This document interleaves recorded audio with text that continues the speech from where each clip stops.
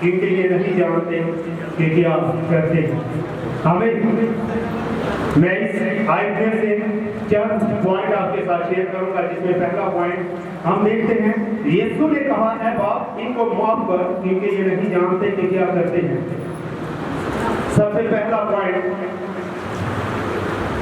کہ اس نے صلیب پر یعنی ان دکھ بھرے لمحات میں، اس تکلیف میں جو صلیب پر کلوری کے پہاڑ پر ہمارے نجات دہندہ منجی یسوع مسیح ناصری کے صلیب کر رہا تھا، جلادوں نے اس کے ہاتھوں اور پاؤں میں کیل ٹھونکے تھے، گتسمنی باغ میں پکڑوائے جانے اور سردار کاہنوں کے سامنے بے عزت ہونا اور پلاطس اور اس کے سپاہیوں کے ہاتھوں سے اس کا حد سے زیادہ مذاق اڑائے جانے کے باعث وہ بہت زیادہ دکھ میں تھا۔ اس کا یہ دکھ اور درد پھر بھی اسے دعا کرنے سے روک نہ سکا، یعنی اس نے اس آیت میں جو کہا کہ اے باپ ان کو معاف کر کیونکہ یہ نہیں جانتے کہ کیا کرتے ہیں۔ وہ صلیب کے دکھ پر، دکھ میں، مصیبت میں، زخموں سے چھلی ہوا، ہاتھ پاؤں میں کیل ٹھونکے رہے، اس کے باوجود دعا کرنے سے وہ درد، وہ تکلیف اسے روک نہ سکی۔ وہ ہمارے لیے پھر بھی صلیب پر شفاعت کر رہا تھا۔ انسان کے سامنے تو خدا کا برا چپ رہا تھا، لیکن وہ باپ کے سامنے چپ نہ رہ سکا۔ جس طرح بھیڑ اپنے بال کترنے والے کے سامنے خاموش رہتی ہے، اسی طرح ہمارا نجات دہندہ منجی انسان کے سامنے چپ رہا کیونکہ یہ نہیں جانتے کہ کیا کرتے ہیں۔ پوائنٹ نمبر 2، وہ صلیب کے دکھ میں، صلیب کے درد میں، اذیت میں، کوڑوں سے چھلنی ہو کر، کانٹوں کا تاج اس کے سر پر تھا، پھر بھی وہ اتنی ہوش و آواز میں تھا کہ وہ دعا کرنے سے باز نہ رہا۔ دوسرا پوائنٹ ہے میرا دعا۔ یہاں پر ہمیں خداوند دعا کا ایسا شاندار نمونہ پیش کرتے ہیں کہ جب تک ہمارے دل کی دھڑکن باقی رہے، ہم جتنے مرضی دکھ میں ہوں، جتنی مرضی تکلیف میں ہوں، جتنی مرضی پریشانی میں کیوں نہ ہوں، پر دعا کرنا ہمارے ہونٹوں سے بند نہ ہونے کا۔ ہم یسوع مسیح کے دکھ بھرے لمحات میں دیکھتے ہیں اس پر لعنتیں کی گئی ہیں، اسے چانٹے مارے گئے، اسے کوڑے مارے گئے، اس کے منہ پر تھوکا گیا، اسے کوڑوں سے چھلنی کیا گیا۔ اس کے باوجود وہ پھر بھی اپنے ہونٹوں کو بند نہ کر سکا۔ وہ ہمارے لیے صلیب پر بھی شفاعت کرتا رہا کہ اے باپ ان کو معاف کر کیونکہ یہ نہیں جانتے کہ کیا کرتے ہیں۔ دعا کرنے سے رک جانا ہمیں اس تسلی اور تشفی سے محروم ہو جانے کا باعث بنتا ہے جس کی کمی ہمیں اس دکھ بھری گھڑی میں ضرورت پڑتی ہے۔ یعنی جب ہم دکھ میں، تکلیف میں، مصیبت میں ہوتے ہیں تو اس وقت ہمیں انسان کی تسلی کنٹرول نہیں کر پاتی ہے، انسان کی تسلی ہمارے لیے کافی نہیں ہوتی۔ لیکن جب ہم دعا بند کر دیتے ہیں تو وہ تسلی جو ہمیں آسمان پر سے ملتی ہے، خدا سے ملتی ہے، وہ ہماری زندگی میں ہم حاصل نہیں کر پاتے۔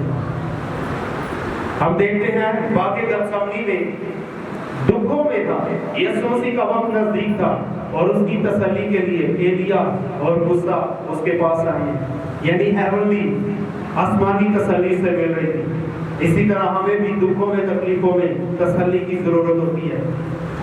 جیسس اپنے دکھ میں، تکلیف میں بھی دعا کرنے سے باز نہیں رہا۔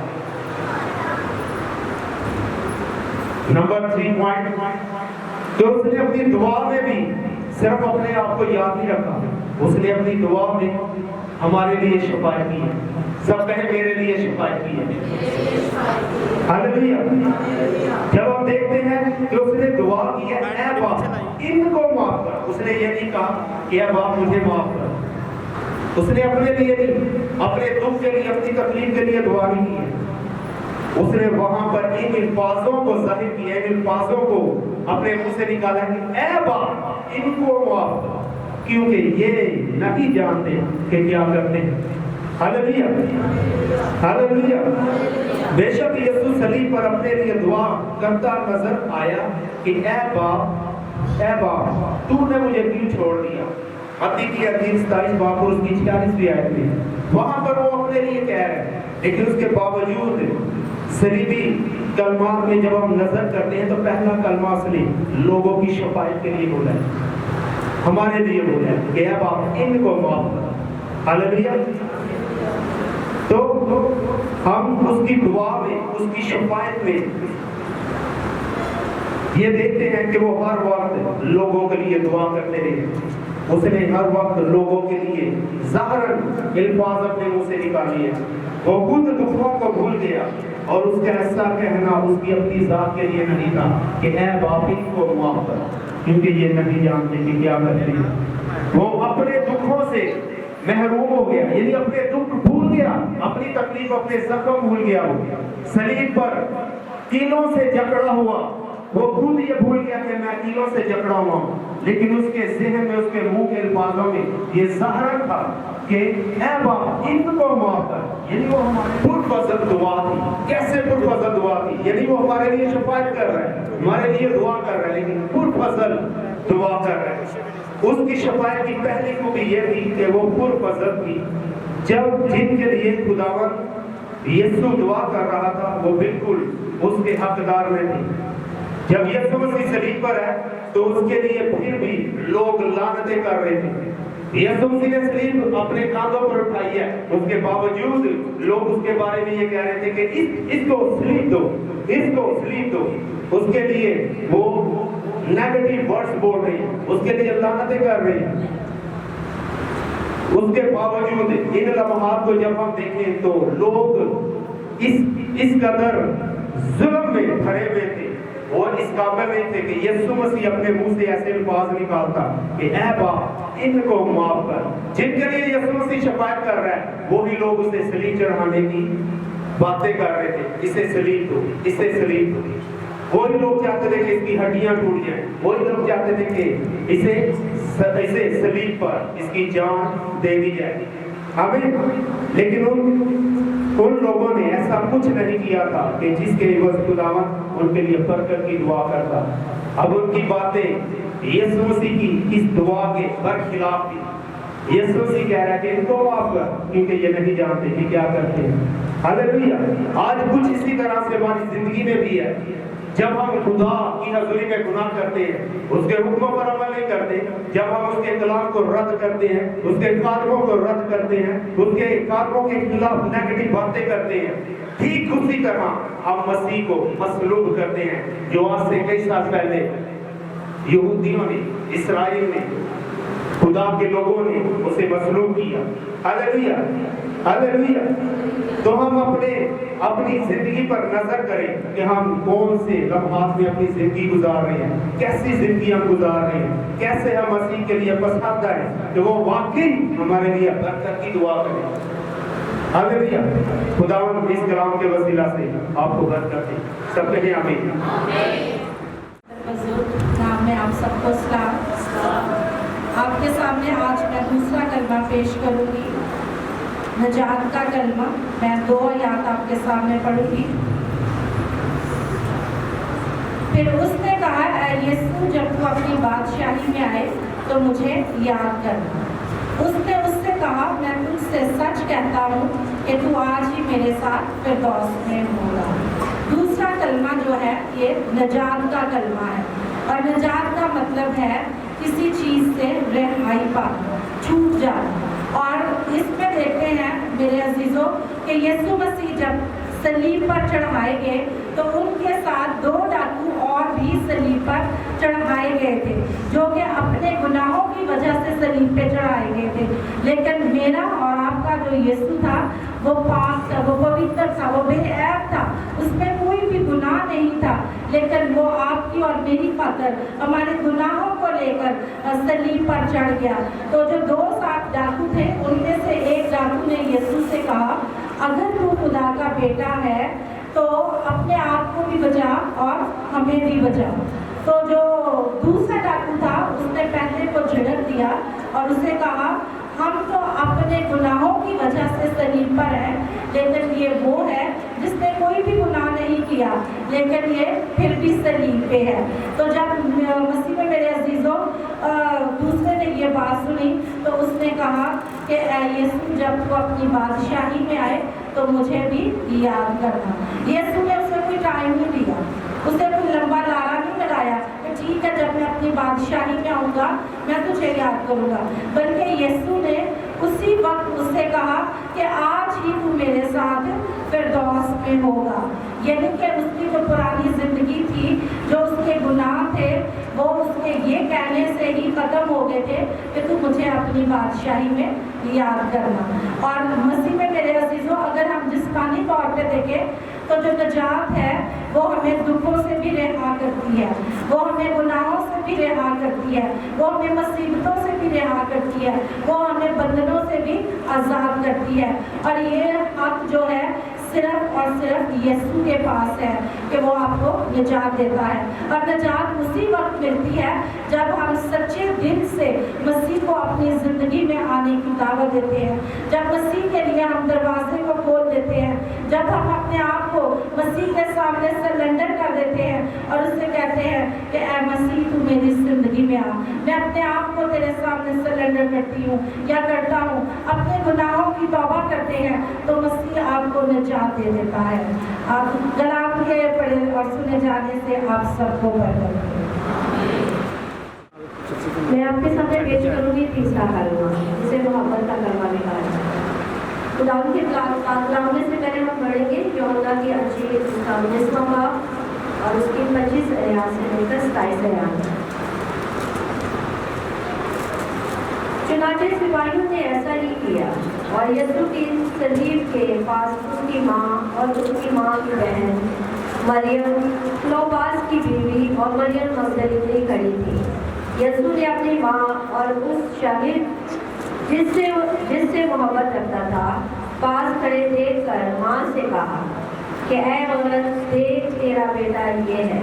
फिर शागिर्द से कहा, देख तेरी माँ ये है। और उसी वक्त से वो शागिर्द उसे अपने घर ले गया।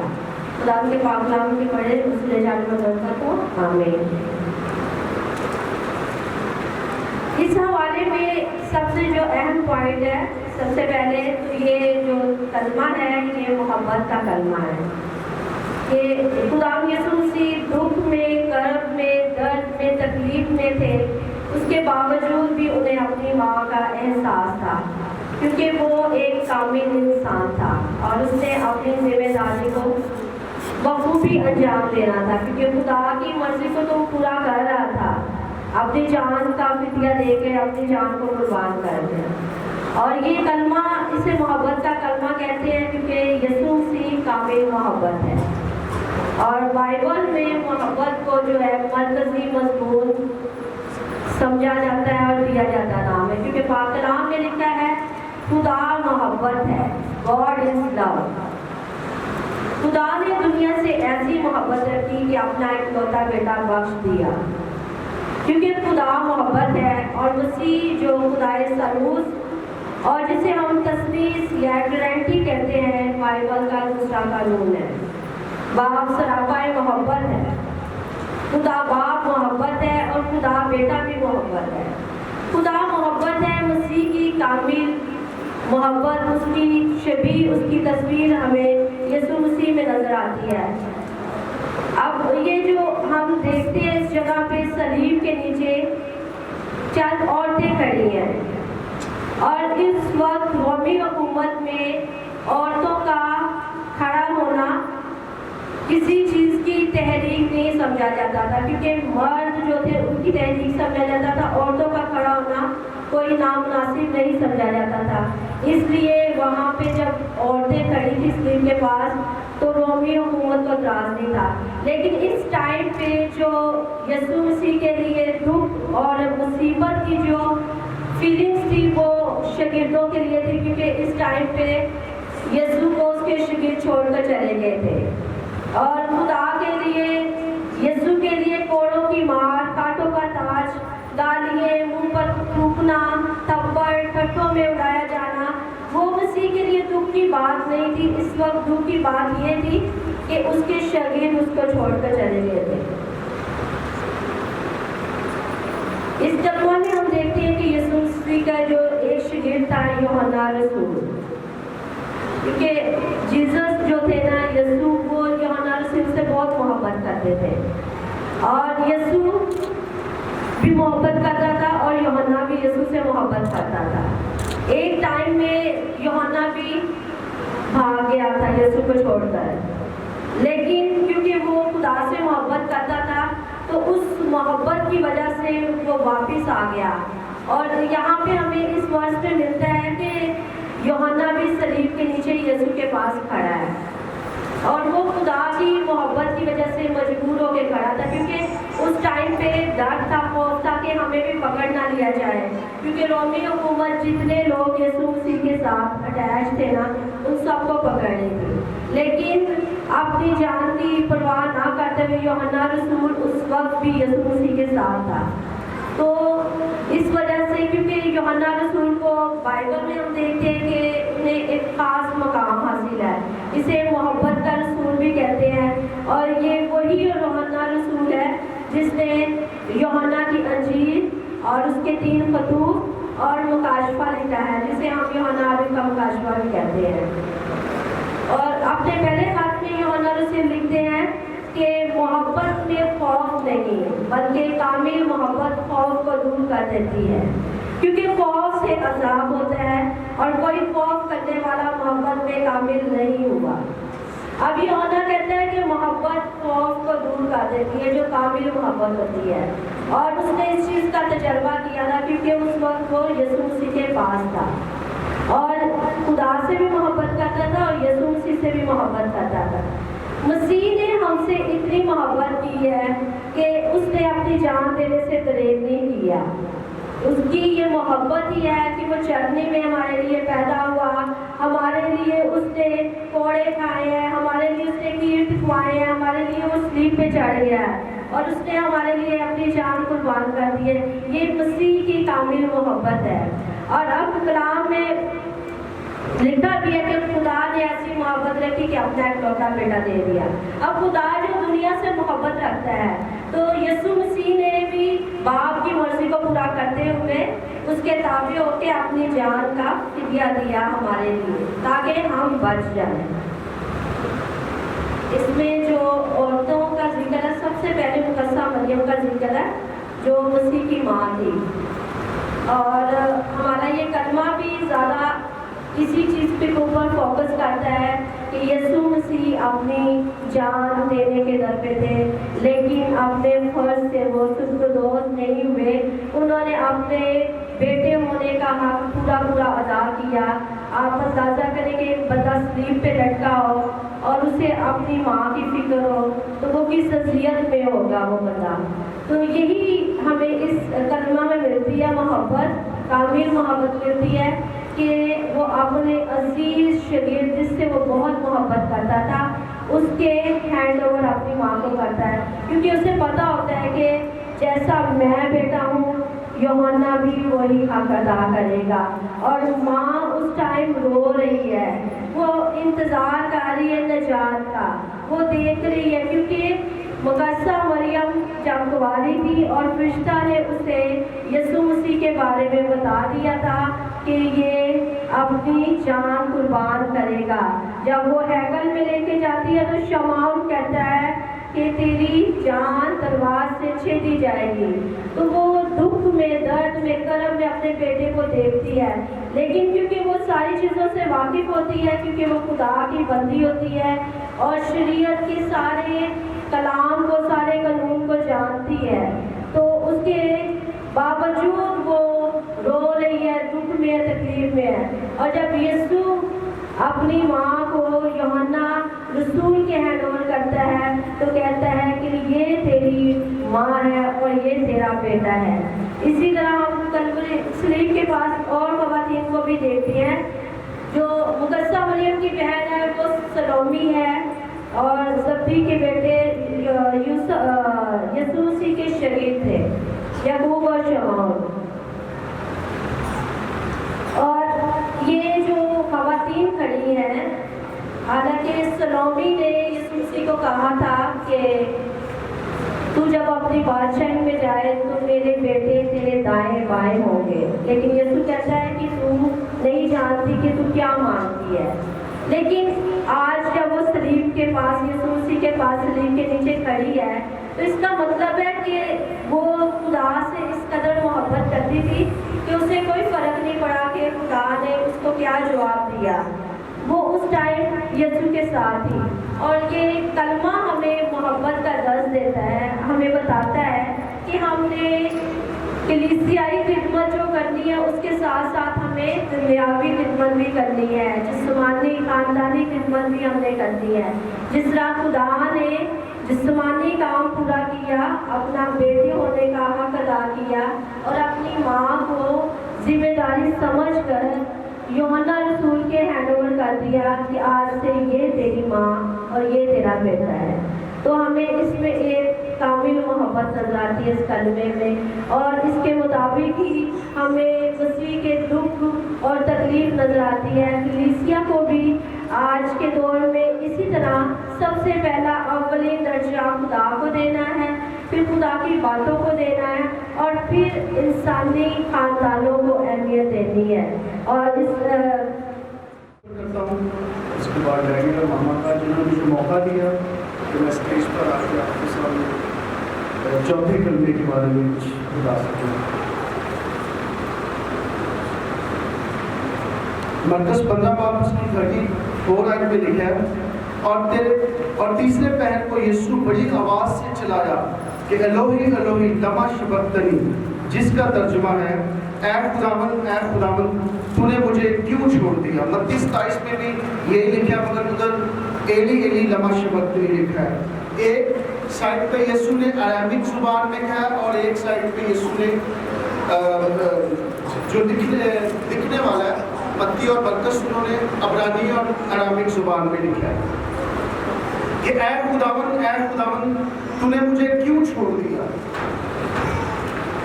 और ये तीसरे पहर के वक्त खुदावन ने चिल्ला कर कहा, और जो लीडर थे, जो सरदार थे, उनको ये समझ नहीं आई कि ये क्या कह रहा है। उन्होंने कहा शायद एलिया को बुला रहा है।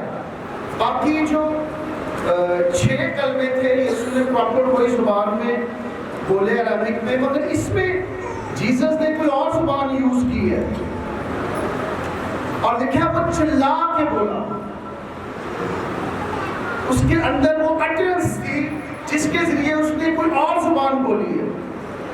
और ये माल 2 बाब में जब रसूलों में पाकरू नाज़िल हुआ और अटरेंस हुई और वो चिल्ला कर उन्होंने और जुबानें बोलना शुरू की, वो जो लोग साथ बैठे हुए थे उनको भी समझ आ रही थी क्योंकि अपने अपने इलाके में थे। तो यीशु ने उस जगह गैर जुबान बोली, अरामी थी तो अबरानी जुबान बोली। तो क्योंकि जब चलाना होता है पाकरू में तो अटरेंस होती है, तो उसमें फिर हम वो और जुबान को फोकस करते हैं। सेकंड जो मेरा पॉइंट है वो ये है कि यीशु ने कहा ऐ बाप तूने मुझे क्यों छोड़ दिया। अगर हम ज़बूर 22:1 में भी देखें, उसमें भी लिखा है कि तूने मुझे क्यों छोड़ दिया। अबरानी में हम अगर देखें तो लिखा है वाज़ब का मतलब है कि अगर हम यशायाह की पुरानी प्रोफेसी में देखें तो लिखा है उसने उसे कुचला। और वाज़ब में बहुत सारे वर्ड बनते हैं, मगर उससे जो मैच वाला वर्ड बनता है उसमें है रिपेयर करना, रिस्टोर करना। खुदा ने यीशु के जरिए रिस्टोर किया इस दुनिया को, और देखा वो उसकी सोल के जरिए दुनिया की सोल को रिस्टोर किया। ऐ खुदावन तूने मुझे क्यों छोड़ दिया। अब खुदा क्या कर रहा था, जब यीशु की हालत ऐसी थी, जान के लिए की हालत में था, तो यशायाह 53:10 में लिखा है लेकिन खुदावन को पसंद आया कि उसे कुचले, उसने उसे गमगीन किया। जब उसकी जान गुनाह की कुर्बानी के लिए गुजरानी जाएगी तो वो अपनी नस्ल को देखेगा। जब यीशु मसीह की جان کلی میں تھی، مشکل میں تھی، تو خدا اپنی نسل کو یسوع میں ہو کر دیکھ رہا تھا. بیٹا صلیب میں جان دے رہا تھا اور باپ اپنی نسل کو دیکھ رہا تھا. اور لکھا کہ یسوع نے کہا کہ تو نے مجھے کیوں چھوڑ دیا، کیونکہ باپ نے اسے کچلا تھا، کرش کیا تھا، اور اسے اس کی سول کے ذریعے دنیا کی ساری سول کو خدا ریپیئر کر رہا تھا، ریسٹور کر رہا تھا. اس لیے یسوع نے کہا کہ تو نے مجھے کیوں کچلا، تو نے مجھے کیوں چھوڑ دیا. واضح اس کا مطلب بنتا ہے کیونکہ اس پروفیسی کے لحاظ سے. اور ایک اور بات ہے، اکثر لوگ کہتے ہیں کہ اندھیرا چھا گیا اور یہ خدا کی جو ہے یہ ججمنٹ کی نشانی تھی، مگر میں آپ کو یہ بتانا چاہتا ہوں کہ لکھا تیسرے پہر میں اندھیرا ہو گیا. اگر آپ نیمرولوجی میں دیکھیں تیسرا جو ورڈ ہے وہ خدا کی پریزنس کو شو اپ کرتا ہے، اور تیسرے پہر یہ کام ہوا ہے اور خدا کی مکمل موجودگی کو ظاہر کرتا ہے. اور اس میں بہت سارے حوالے ہیں. دوسری تواریخ 6:1 میں لکھا ہے، پہلا صلاح 3:8-12 میں، تب سلیمان نے کہا کہ خداوند نے فرمایا کہ وہ گہری تاریکی میں رہے گا. خروج 20:21 میں لکھا ہے، اور وہ لوگ دور ہی کھڑے تھے اور موسیٰ نے اس گہری تاریکی کے نزدیک کیا جہاں خدا تھا. اور زبور میں بھی لکھا ہے 97:2 میں، بادل اور تاریکی اس کے ارد گرد ہیں، صداقت اور عدل اس کے تخت کی بنیاد ہیں. پیدائش میں لکھا ہے سورج ڈوبتے وقت ابراہیم پر گہری نیند غالب ہوئی اور دیکھو ایک بڑی ہولناک تاریکی اس پر چھا گئی اور خداوند نے ابراہیم سے کلام کیا. خدا جب گہری تاریکی آئی تھی، اور یہ تیسرے پہر میں ہے، اور نیمرولوجی میں جو 3 کا ورڈ ہے وہ خدا کی پریزنس کو شو اپ کرتا ہے. اور آپ نے یسایہ میں دیکھا ہے کہ خدا نے وہ اندھیرا عدالت کا نہیں تھا، خدا کی پریزنس دنیا میں تھی، اس لینڈ میں آئی تھی تاکہ خدا اپنی نسل کو دیکھے. اور خدا کیسے نسل کو دیکھے؟ کیونکہ خداوند نے یسوع کی جان کو دکھ دیا تھا، سول کو دکھ دیا تھا. اس لیے خدا سول کے ذریعے دوسروں کی سول کو ریپیئر ریسٹور کر رہا تھا. اس لیے عزیزوں، خداوند نے ہمارے لیے یہ کام کیا تاکہ ہم بچ جائیں. آمین. خدا یسوع مسیح کے نام میں آپ سب کو سلام. آئیے ہم اپنی آنکھوں کو بند کریں، دعا کریں گے. خدا باپ میں آپ کا شکر کرتی ہوں کہ آپ نے موقع دیا ہے کہ آپ کے کلام کو بیان کر سکوں. خدا باپ مجھے فضل دینا کہ وفاداری سے، ایمانداری سے کلام کو بیان کروں، اور میرے مجھ سے کچھ ایسا نہ نکلے جس کے باعث مجھے چھوڑ والے رہتے ہیں. یسوع کے نام میں مانگتی ہوں. 5واں کلمہ ہمیں یوحنا کی انجیل میں ملتا ہے. یوحنا کی انجیل اس کا 19واں باب اور اس کی 28ویں آیت میں لکھا ہے، اس کے بعد جب یسوع نے جان لیا کہ اب سب باتیں تمام ہوئی تاکہ نوشتہ پورا ہو، تو کہا میں پیاسا ہوں. اس 5ویں کلمے کو ہم 3 پارٹس میں دیکھیں گے. اس آیت کو اگر ہم دیکھیں تو یہ 3 پارٹس میں ہے. سب سے پہلے اس میں اس کے بعد جب یسوع نے جان لیا، یعنی فرسٹ پارٹ اس کے جان لینے کا ہے کہ اب سب باتیں تمام ہوئی تاکہ نوشتہ پورا ہو. یہاں پہ خداوند کچھ کر رہا ہے. اگر انگلش میں اس کو بولے تو فرسٹ پارٹ نوئنگ کا ہے، ہی نیو سم تھنگ، اس نے کسی چیز کو ریئلائز کیا. سیکنڈ پارٹ میں اس نے کچھ کیا، اور تھرڈ پارٹ میں اس نے کہا میں پیاسا ہوں. اس کلمے کو بھی ہم اسی طرح 3 پارٹس میں دیکھیں گے. فرسٹ پارٹ میں ہم کوئی بھی اگر اچھا مینیجر ہو کسی جگہ، اگر آپ کوئی جابس کرتے ہیں، دن کا اینڈ ہو رہا ہو، جیسے بینکنگ کا دن کا اینڈ ہوتا ہے، تو ہم دن کے اینڈ میں اپنے سارے کاموں میں سے دوبارہ گزرتے ہیں. اس کو کلوز آف بزنس کہتے ہیں یا اینڈ آف ڈے کہتے ہیں. آپ بھی جب اپنے کام کو ختم کرتے ہیں تو ایک دفعہ اپنے کام میں سے دوبارہ گزرتے ہیں، دیکھتے ہیں میں نے یہ ٹو ڈو لسٹ بنائی تھی، اس میں سے یہ کام کر لیا، یہ چیز ہو گئی، اس کو ٹک مارک کر دیا. تو خداوند نے اس وقت اپنے دماغ میں ایک دفعہ دہرایا کہ میں نے یہ سارا کام کر لیا ہے، میں نے کیا کیا کام کرنے تھے جو میں کر چکا ہوں. یہ جانتے ہوئے وہ اپنی ٹو ڈو لسٹ سے ڈوئنگ پہ چلا گیا. اس نے کچھ کیا، اور کیا اس نے نوشتہ کو پورا کیا. ابھی تک اگر آپ کو یاد ہو یا پتا ہو تو خداوند یسوع کن کے لیے، خداوند کی مین منسٹری کون لوگ تھے؟ خداوند یہودیوں کے لیے آیا تھا.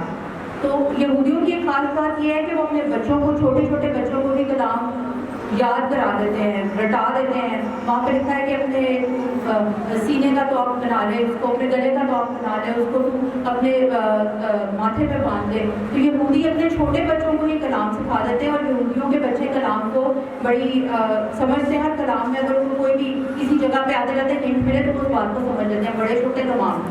اور خداوند جب سے اپنی منسٹری شروع کی، خداوند نے یہودیوں کو بہت ساری باتوں سے ہنٹس دیے کہ وہ پہچان لیں کہ وہ مسیح ہے. اور یہاں پہ ایک لاسٹ ہنٹ رہ گیا تھا جو خداوند ان کو دے رہا تھا کہ وہ پھر ان کو ایک لاسٹ چانس مل جائے کہ وہ پہچانیں کہ یہ مسیح ہے. اور خداوند نے کیا کیا؟ خداوند نے کلمہ بولا. اب یہ کلمہ کلام کے مطابق نہیں تھا. یہودی سارے نوشتے جانتے تھے. نوشتہ یہ تھا جو سام 69 کی 21st ورس میں ہمیں ملتا ہے کہ انہوں نے مجھے پینے کو سرکہ دیا. اور یہ کرنے کے لیے خداوند نے کہ وہ پینے کو سرکہ دیں، اس نے کچھ ایسا بولا جو اس چیز کو ٹریگر کرے، جو اس کام کو ان کو کرنے پہ مجبور کرے. تو خداوند نے کہا کیا؟ خداوند نے کہا آئی تھرسٹ، یا میں پیاسا ہوں. میں پیاسا ہوں کہہ کے خداوند نے ان کو مجبور کیا کہ وہ سرکہ اس کو پیش کریں جو پینے کے لیے.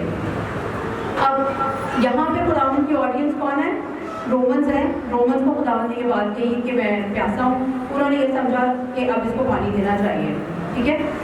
اس کے علاوہ خداوند کی آڈینس جوز ہیں، کیونکہ جیسے ہم نے پہلے بات کی خداوند یہودیوں کو ہنٹ دے رہا ہے کہ میں کون، ایک لاسٹ چانس، لاسٹ ٹائم پھر وہ ان کو ریویل کرنا چاہ رہا ہے اپنا آپ. ٹھیک ہے.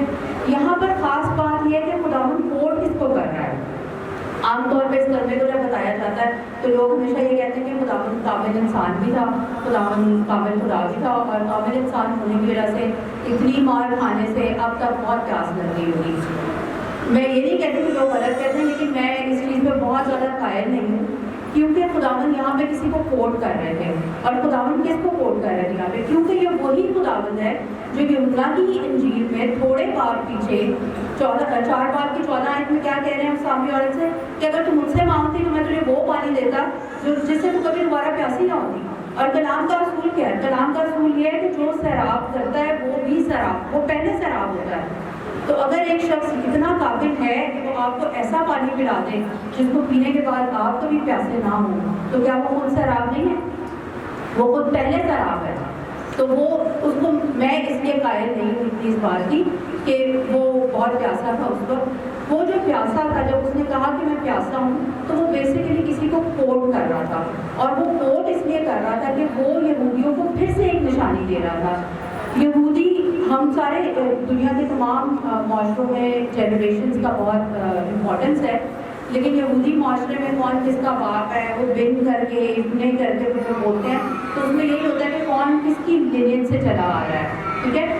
اور جب انجیلیں 400 سال کی خاموشی کے بعد شروع ہوتی ہیں تو متی کی انجیل کے پہلے باب کی پہلی آیت میں کیا لکھا ہے؟ یسوع مسیح ابن داؤد ابن ابراہیم. ٹھیک ہے. تو خداوند وہاں پہ بھی متی لوگوں کو یہی پوائنٹ کر رہا ہے کہ یہ کون ہے؟ یہ داؤد کا بیٹا ہے، یہ ابراہیم کا بیٹا ہے. اور یہاں پہ بھی خداوند یسوع داؤد کا بیٹا ہوتے ہوئے داؤد کو کوٹ کر رہا ہے. اور داؤد کو کہاں سے کوٹ کر رہا ہے؟ سام 42:2 سے. اب سام 42 اگر آپ کے پاس بائبل ہے تو کھولتے نہیں تو مجھے 1 منٹ ہے نکال.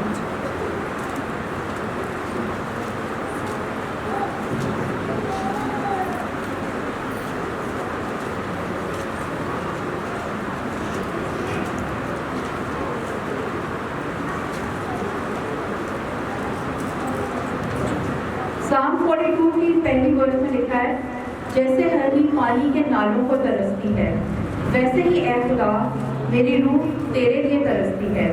میری روح خدا کی، زندہ خدا کی پیاسی ہے. میں کب جا کر خدا کے حضور حاضر ہوں گا. یہ ورڈ 1 اور 2 ہے. خداوند کی روح، اگر داؤد کی روح خدا کے لیے پیاسی ہے تو خداوند یسوع کی روح تو اس سے زیادہ پیاسی ہے. اور تھوڑی دیر پہلے ہم نے سنا کہ ایلی ایلی لما شبقتنی، خدا باپ اس کو چھوڑ چکا تھا اس لیے کہ اس نے آپ کے اور میرے گناہ اپنے اوپر لے لیے تھے. اور خدا، ہم جانتے ہیں کہ خدا پاک ہے، اس کی آنکھ گناہ کو دیکھ نہیں سکتی.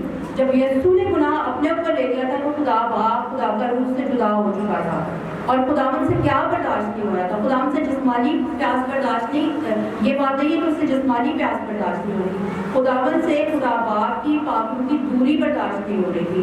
اور جیسے داؤد کہتا ہے یہاں پر کہ میری روح تیری پیاسی ہے، اور اس سے زیادہ اچھا وہ ایکسپلین کرتا ہے Psalm 63 میں، Psalm 63 کی فرسٹ ورس میں وہ کہتا ہے اے خدا تو میرا خدا ہے، میں دل سے تیرا طالب ہوں، خشک اور پیاسی زمین میں جہاں پانی نہیں، میری جان تیری پیاسی اور میرا جسم تیرا مشتاق ہے۔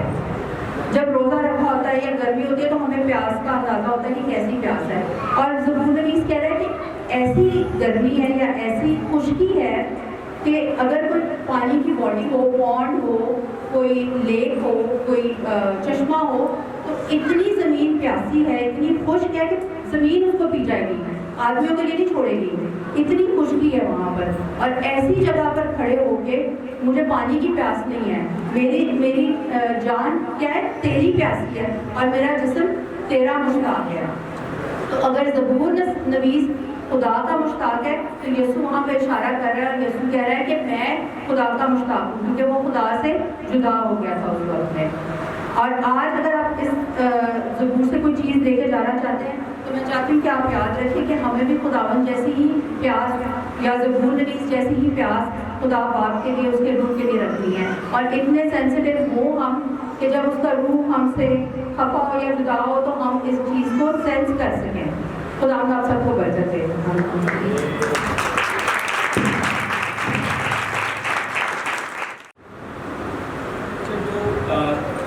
چھٹا کلمہ ہے وہ ہم پڑھتے ہیں یوحنا کی انجیل 19 باب 28 سے 30 آیت کے درمیان میں تلاوت کرتا ہوں۔ اس کے بعد جب یسوع نے جان لیا کہ اب سب باتیں تمام ہو تاکہ نوشتہ پورا ہو تو کہا کہ میں پیاسا ہوں۔ وہاں سرکے سے بھرا ہوا ایک برتن رکھا تھا، بس انہوں نے سرکے میں بھگوئے ہوئے اسپنج کو جوتے کی شاخ پر رکھ کر اس کے منہ پہ لگایا۔ بس جب یسوع نے وہ سرکہ پیا تو کہا تمام ہوا۔ اب اگر ہم اس کو سمجھنا چاہتے ہیں تو سب سے پہلے ہمیں یہ دیکھنا ہے کہ یہ جو کلمے ہیں یا جو سیئنگس ہیں جو کراس پہ یسوع کی سیئنگس ہیں، یہ ایک بہت ہی امپورٹنٹ لاسٹ ورڈ ہے، ٹھیک ہے؟ کیونکہ یسوع اپنی موت سے پہلے، مرنے سے پہلے جو لفظ یا کلمے ادا کر رہا ہے ان کے اندر بہت امپورٹنٹ باتیں جو ہیں وہ چھپی ہوئی ہیں، ان کی بہت ڈیپ یا گہری ان میں مطلب ہے، اور ان کا ایک خاص جو ہے وہ اثر ہے۔ اگر ہم اس کو دنیاوی طور پہ بھی دیکھیں تو دنیا میں بھی جب کوئی شخص چاہے وہ اپنی طبعی موت مرنے والا ہے یا اسے سزا کے طور پہ اگر موت دی جا رہی ہے، تب بھی اس کے جو آخری لفظ ہوتے ہیں، آخری کلمے ہوتے ہیں، وہ بہت ہی امپورٹنٹ ہوتے ہیں۔ اور زیادہ تر لوگ جو ہیں وہ اس ٹائم پر بہت ہی امپورٹنٹ بات کرتے ہیں، یا اگر کوئی سزا کے طور پہ اس کو موت دی جا رہی ہے تو وہ اپنے گناہ کا اقرار بھی وہیں کر لیتے ہیں۔ تو اس لیے ہمیں جاننا ضروری ہے کہ یہ کلمے سارے ساتھوں کلمے پہ آر ویری امپورٹنٹ۔ اب ہم اس چھٹے جو کلمے ہیں اس کو کلمے کو تھوڑا سا ڈیٹیل میں دیکھیں گے۔ خدا نے مجھے اس کے بارے میں کل میں جب اس پہ میڈیٹیٹ کر رہا تھا کہ اس کا ایک میسیج دینا ہے، تو خدا نے مجھ پہ اس کا ایک نیا مکاشفہ جو ہے وہ اوپن کیا، اس کی ایک نئی مسٹری مجھے سمجھائی، اور میری کوشش ہے کہ میں آپ کو آسان الفاظ میں اور آپ کے لیول پہ آ کے تھوڑا سا میں اس کو سمجھاؤں، اور اس کو تھوڑا 2 یا 3 حصوں میں چھوٹا تھا کر کے بریک کروں گا تاکہ آپ کو سمجھا سکوں۔ اب جو لکھا ہے تمام ہوا، انگلش میں اس کا جو ٹرانسلیشن ہے وہ ہے اٹ از فنشڈ۔ فنشڈ کا مطلب بھی ختم ہونا یا تمام ہونا ہے، لیکن اگر ہم نیو ٹیسٹیمنٹ کو دیکھیں یا نئے نامے کو دیکھیں تو نیا نامہ جو ہے وہ یونانی زبان میں لکھا گیا ہے۔ اچھا، یونانی زبان میں جو لفظ اس کے لیے لکھا گیا ہے وہ ہے ٹیٹلسٹائی۔ آپ لوگوں نے سنا ہوگا، بہت مشہور ورڈ ہے ٹیٹلسٹائی۔ یہ ورڈ وہاں پہ لکھا گیا ہے جس کا ترجمہ اٹ از فنشڈ کیا گیا۔ اب یہ بہت ہی امپورٹنٹ بات ہے کہ ٹیٹلسٹائی گریک کا ایک ورڈ ہے، جبکہ اس کو ترجمہ کرنے کے لیے 3 لفظ استعمال کیے گئے ہیں۔ اس کا جو مطلب ہے یونانی زبان میں، اس کا مطلب ہے کسی چیز کو اپنے اختتام پہ لانا، کسی چیز کو کمپلیٹ یا ختم کرنا، یا کسی چیز کی پیمنٹ پوری کر دینا، یہ اس کا مطلب ہے۔ اچھا، یہ جو ورڈ ہے یہ عام زبان میں گریک میں جو استعمال ہوتا ہے یہ بزنس ٹرمینالوجی ہے، بزنس کی ٹرم ہے، یا بزنس میں استعمال ہوتا ہے یا اکاؤنٹنگ میں استعمال ہوتا ہے، اگر ہم حساب کتابت کی بات کریں تو خدا نے مجھے جو اس کا جو ڈائمینشن دی ہے، اس کا جو طریقہ بتایا، وہ کیونکہ میرا تعلق بینکنگ سے ہے تو خدا نے مجھے اسی کے لحاظ سے اس کی نئی انٹرپریٹیشن دی۔ اس میں ہم 2 یا 3 نئی ٹرمینالوجیز میں آپ کے ساتھ شیئر کروں گا، کچھ نئی باتیں شیئر کروں گا جس میں آپ سمجھیں گے کہ ایک ٹرانزیکشن کیا ہوتی ہے، لین دین کیا ہوتا ہے، گارنٹر کون ہوتا ہے، ضامن کون ہے، اور آخری میں سیٹلمنٹ کیا ہوتی ہے۔ تو تھوڑا سا بیک گراؤنڈ میں جاتے ہیں، اس کے بعد میں اس کو کوشش ہے کہ ٹائم میں ہی کمپلیٹ کر رہے ہیں۔ اچھا، ٹرانزیکشن کے لیے سب سے پہلے ہم جائیں گے جینیسس میں۔ آپ کو معلوم ہے کہ جینیسس کا جو فرسٹ 5 چیپٹرز ہیں اس میں بہت زیادہ ڈیٹیل ہے، بہت ڈیپ ہے وہ، اور وہاں سے ہمیں بہت ساری چیزیں جو ہیں وہ سمجھنے کو ملتی ہیں۔ جینیسس میں ہم دیکھتے ہیں کہ آدم نے کس طرح لوسیفر کی بات میں آ کے جو tree of good and evil ہے، یا جو نالج کا درخت ہے، نیک و بد کا، وہاں سے فروٹ کھا لیا، ٹھیک ہے، اور نہ صرف اس نے یہ اس کی بات مان کے کھایا بلکہ وہاں پہ 2-3 چیزیں اور بھی ہیں۔ کیا کیا ہوا کہ اس کی ڈس اوبیڈینس سے خدا اور انسان کا رشتہ جو ہے وہ ٹوٹ گیا۔ دوسرا یہ ہوا کہ وہ اس گناہ کے سبب سے موت جو ہے وہ دنیا میں لے آیا۔ تیسرا یہ ہوا کہ سن یا جو گناہ ہے وہ ان کے ماروثی ہے، جنریشنل ہے، تو وہ ہماری جنریشن میں آ گیا۔ اور جو سب سے زیادہ اس کے اوپر سب سے امپورٹنٹ چیز ہے، یا سب سے بڑا جو کام ہے وہ یہ ہوا کہ ہمارا کل اختیار جو خدا نے آدم کو پوری دنیا کا دیا تھا، وہ کل اختیار بھی ہم نے لوسیفر کو دے دیا۔ اب یہ ہم سوچیں کہ یہ کیسے ہوا، اس کو اگر ہم انہیں بزنس کے یا اکاؤنٹنگ میں دیکھیں تو شیطان سے آدم نے ایک لین دین کیا، ایک ٹرانزیکشن کی، کچھ ایکسچینج کیا۔ لوسیفر کیونکہ آپ کو معلوم ہے کروبی تھا، وہ بہت زیادہ آدم سے نالجبل تھا، کیونکہ وہ نالج کا کیپر تھا، اس کے بعد ساری نالج تھی۔ وہ یہ جانتا تھا کہ آدم جو ہے اس وقت انوسینس میں ہے، انوسینس کی ڈسپنسیشن میں ہے، تو اس کو اس بات پہ قائم کرنے میں زیادہ ٹائم نہیں لگے گا۔ اور آدم نے اپنی انوسینس میں، اپنی نادانی میں اس کے ساتھ ایک ایسی ٹرانزیکشن کی جو کہ پوری ٹرانزیکشن ہے، جس میں لوسیفر نے اس سے پوری ڈومینین لے لی، پورا اختیار دنیا کا لے لیا اس سے۔ اور دوسرا آدم کو کیا ملا؟ آدم کو گناہ ملا، اسے قرض ملی، اسے موت ملی، اور خدا سے دوری ملی۔ تو یہ کام جو ہے وہ آدم سے شیطان نے کروا لیا۔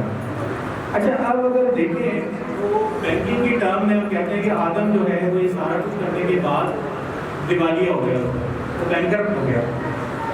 اب جب کوئی شخص دیوالیہ ہو جاتا ہے، اس کے پاس پیسے نہیں ہیں، اس کے پاس کوئی جائیداد نہیں ہے دینے کے لیے، اس کے پاس کوئی ویلیوبل نہیں ہے، کوئی قیمتی چیز دینے کے لیے نہیں ہے، تو وہ کیا کرے گا؟ وہ خود تو کچھ نہیں کر سکتا، نہ وہ اس کو آدم ریورس کر سکتا تھا کیونکہ وہ کمٹ کر چکا تھا وہ۔ تو دوسرا یہ کہ وہ اپنے اس کام کے لیے خود فدیہ یا خود نہیں دے سکتا تھا۔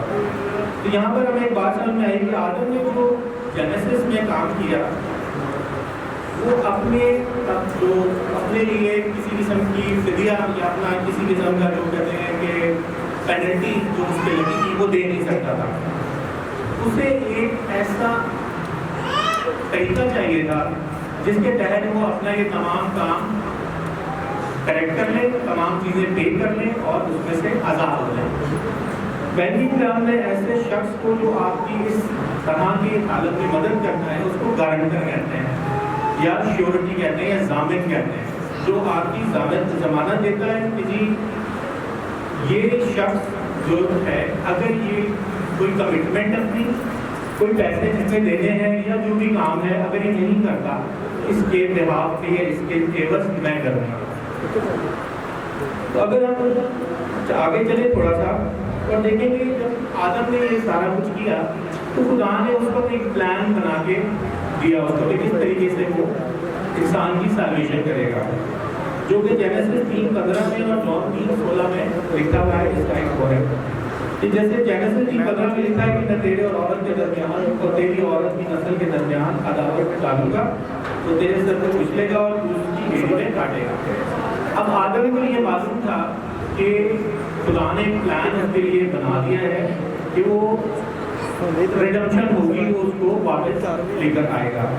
اور خدا کا اس کو یہ بھی پتا تھا کہ خدا جو ہے وہ دنیا سے بہت محبت کرتا ہے, جس کا ہم نے جون میں دیکھا کہ کیونکہ خدا نے دنیا سے ایسی محبت رکھی کہ اس نے اپنا اکلوتا بیٹا بنا دیا تاکہ جو کچھ نے مان لائے ہلاک نہ ہو بلکہ ہمیشہ کی زندگی پائے. اب یہ دو باتیں ہمیں سب کو معلوم ہے کہ خدا دنیا سے بہت محبت رکھتا ہے, خدا نے پلان جینیسس میں ہی بتا دیا تھا. تو اب آدم کو یہ معلوم ہے کہ کوئی اس کے عوض اس کام کو کرے گا. لیکن اگر ہم استثنا کی کتاب میں دیکھیں تو خدا نے جو ہے ان کو ایک قربانیوں کا بھی ایک طریقہ بتایا, سیکریفائس کرنے کا طریقہ بتایا کہ اس طرح وہ جانور کو لاتے ہیں, اس کو ہاتھ رکھتے ہیں اور اس کی قربانی کرتے ہیں. وہ بھی ایک عوض کا ہی کام ہے, یا آدم یا انسان اپنے عوض کسی اور کی قربانی دیتا ہے. وہ گناہ اپنے اوپر لے کے اپنی جان دیتا ہے, خود آتا ہے, اور اس کی عوض جو معافی ہے وہ اس انسان کو ملتی ہے جس نے قربانی کی ہے. تو یہ آدم کو معلوم تھا کہ وہ کچھ نہیں کر سکتا, اس کے پاس کچھ نہیں ہے دینے کو, تو کسی نے اس کے عوض کرنا ہے, جو کہ پہلے اولڈ ٹیسٹمنٹ میں ہم دیکھتے ہیں کہ قربانی ہے. اب دیکھیں کہ خدا نے یہ پلان کب بنایا.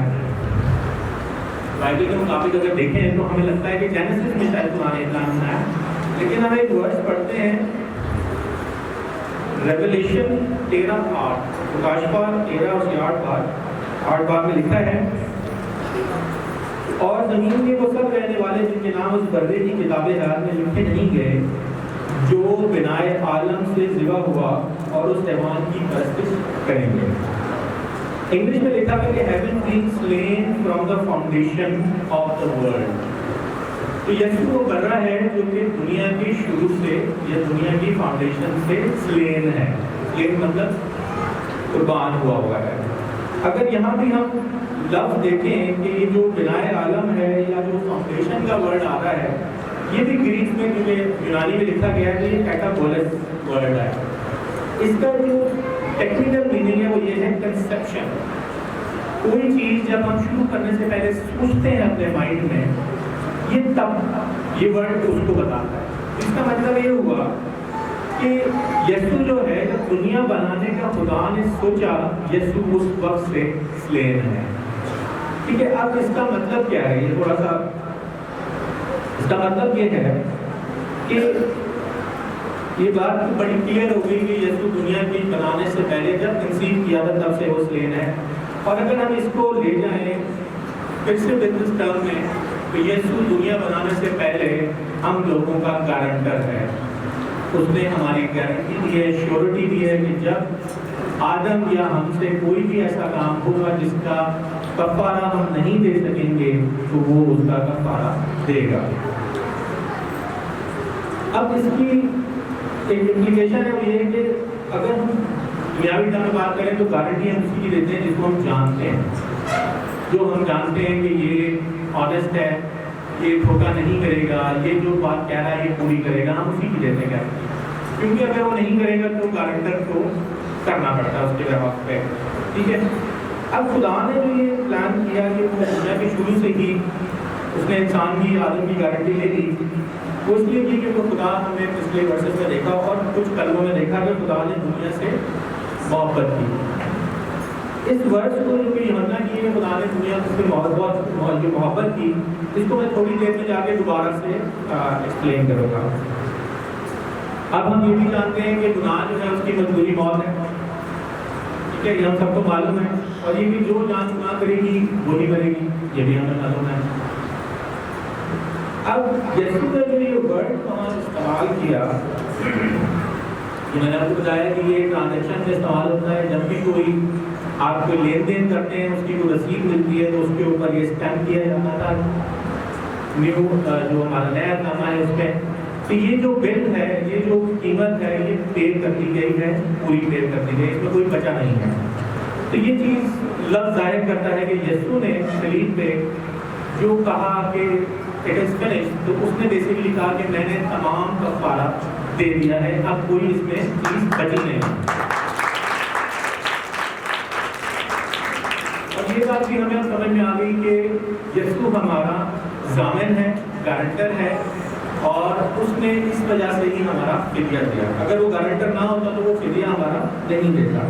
वो हमारे लिए सब्स्टिट्यूट किया, हमारे लिए वो हमारे नेबुल बदल में आया। हमें जो सजाएं मिलनी थी वो यीशु ने अपने ऊपर लेकर वो सजाएं दी। अब आदम ने जो लेन देन किया था लूसीफर के साथ, उसमें उसने सारे का सारा जो है वो जो भी खुदा ने उसको इख्तियार दिए, बरकत दी, तो उसने वहाँ पर ज़ाया कर दी। अब एक ट्रांजेक्शन या एक लेन देन यीशु ने भी किया, ठीक है। जब यीशु ने उसके साथ लेन देन किया तो यीशु ने जब एक बड़ी ऊंची आवाज़ में कहा कि सब खत्म हो गया, इट्स फिनिश्ड, तो उसने बताया कि मेरी जो तमाम काम था या मेरी जो असाइनमेंट थी या जो मैंने करना था ज़मीन पे आके, जो कि विल ऑफ गॉड है, खुदा की मर्जी पूरी करनी थी, वो मैंने पूरी कर दी। और उसके बाद जो की वो 3 लोगों को या 3 ऑडियंस को एड्रेस की। उसने जब ये डिक्लेयर किया तो उसने खुदा बाप को डिक्लेयर किया कि तूने जिस काम के लिए मुझे भेजा या जो तेरी मर्जी थी वो मैंने पूरी कर दी। फिर पूरी दुनिया को बताया कि मैंने जो फिदिया देना था, जो तुम्हारे एवज मैंने देना था या तुमने देना था तुम दे नहीं सके, मैंने देना वो मैंने दे दिया। तीसरा उसने उस ओरिजिनल लेन देन जिसे किया गया था लूसीफर, उसको भी बताया कि जो भी ट्रांजैक्शन गलत हुई थी वो ट्रांजैक्शन मैंने ठीक कर दी। अब मैंने वो तमाम वेजेस या तमाम जो पेनल्टी हैं या उजरत है वो मैंने पूरी दे दी है, और अब हर किस्म का अकाउंट जो है वो इंसान के उसमें सेटल्ड है। ठीक है, तमाम अकाउंट सेटल हो गया। और यीशु ने जो है वो अपनी जान सलीब पे दे दी। अब अगर उसमें जाएं, क्या नाम है, वर्ड है टेलेस्टाई का। अब हमारा एक सवाल है यहाँ पे, अगर मैं आपसे पूछूं कि यीशु ने जो कुर्बानी दी, क्या वो कुर्बानी उसी वक्त के लिए थी जिस वक्त में यीशु मसलूब हुआ, उस वक्त के लोगों की थी जो वहाँ मौजूद थे, या उससे पहले के लोगों की थी? तो वो कुर्बानी जो दी गई वो उसका जो एक प्यार है या उसका जो असर है वो किस दौर के लिए? तो इसके लिए जो वर्ड है ये फिर उस वर्ड की मीनिंग में जाते हैं टेलेस्टाई। वो जो वर्ड है वो यूनानी का एक बड़ा यूनिक वर्ड है। उस वर्ड का नेबल बदल अंग्रेजी में नहीं है। वो ऐसा वर्ड है जो कि हाल प्रेजेंट जो अभी चल रहा है, माजी जो पास गुजर चुका है, और मुस्तकबिल जो कल आने वाला है। एक ऐसा वर्ड है जो तीनों अदवार को कवर करता है। यहाँ ये वर्ड यूज करने का मकसद ये है कि यीशु ये बताना चाह रहे हैं कि ये खत्म हो गया, ये खत्म है, और ये हमेशा के लिए खत्म ही रहेगा। ये कलाम कोई और कुर्बानी नहीं होगी, जो कुर्बानी है वो यीशु ने दे दी है। अब इसको थोड़ा सा क्लियर करने के लिए वर्ड्स है इब्रानियों में 10:18 में वह लिखा हुआ है, फिर वो ये कहता है कि उनके गुनाहों और बेदीनियों को फिर कभी याद ना करूँगा, और जब उनकी माफ़ी हो गई है तो फिर गुनाह की कुर्बानी नहीं रही।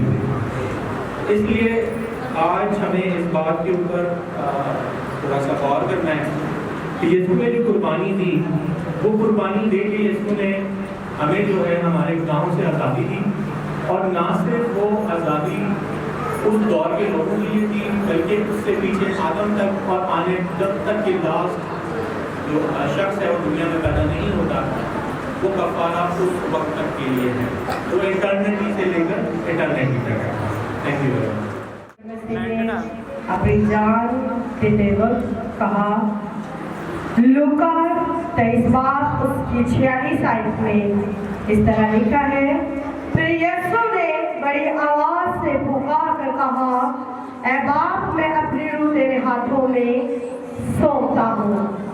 ऐ बाप, मैं अपनी रूह तेरे हाथों में सौंपता हूँ। और ये कहकर दम दे दिया। आमीन। आज हमारी जिंदगियों में भी अगर जान है, रूह है, तो हम जिंदा है।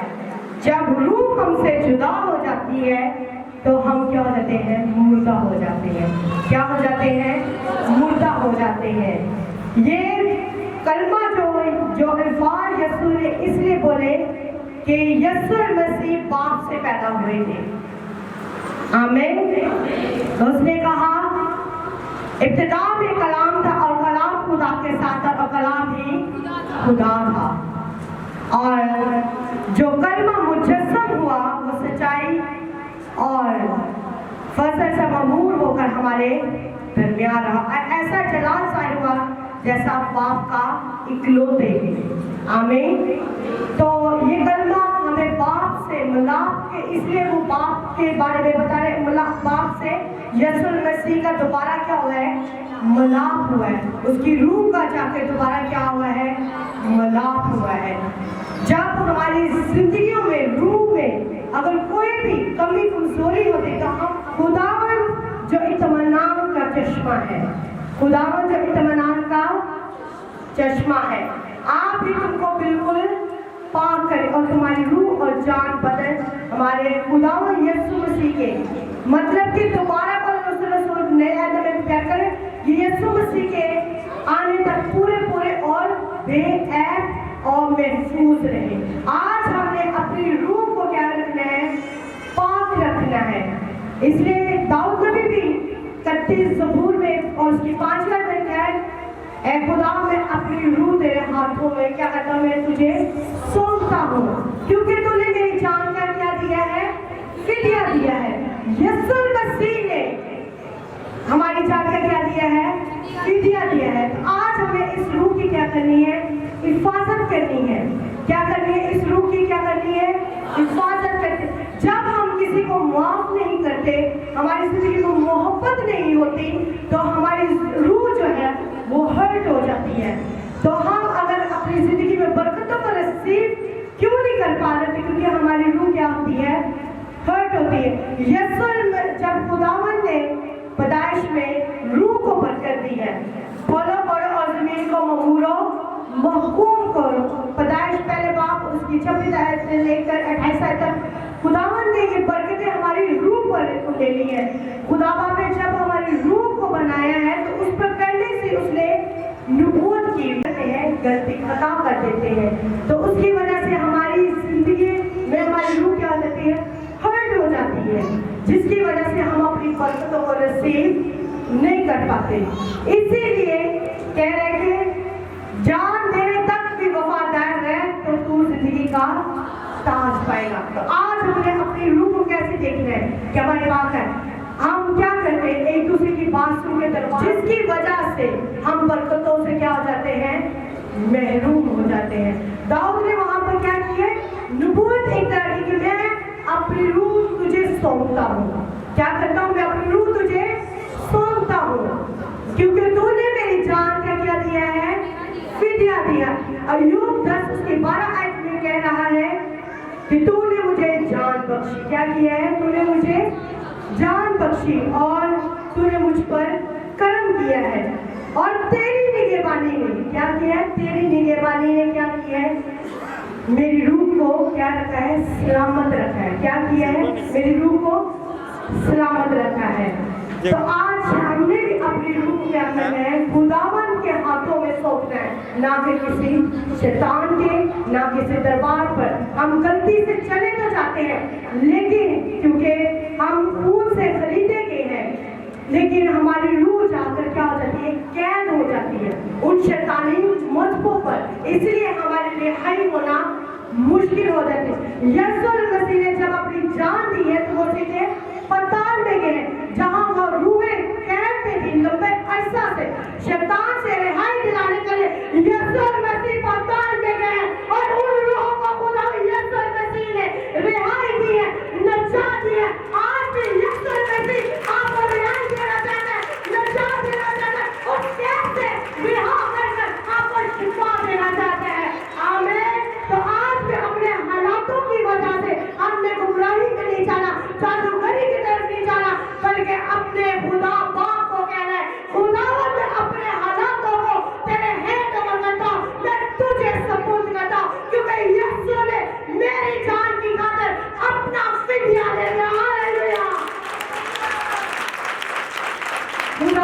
आपको बरकत दे। आमीन।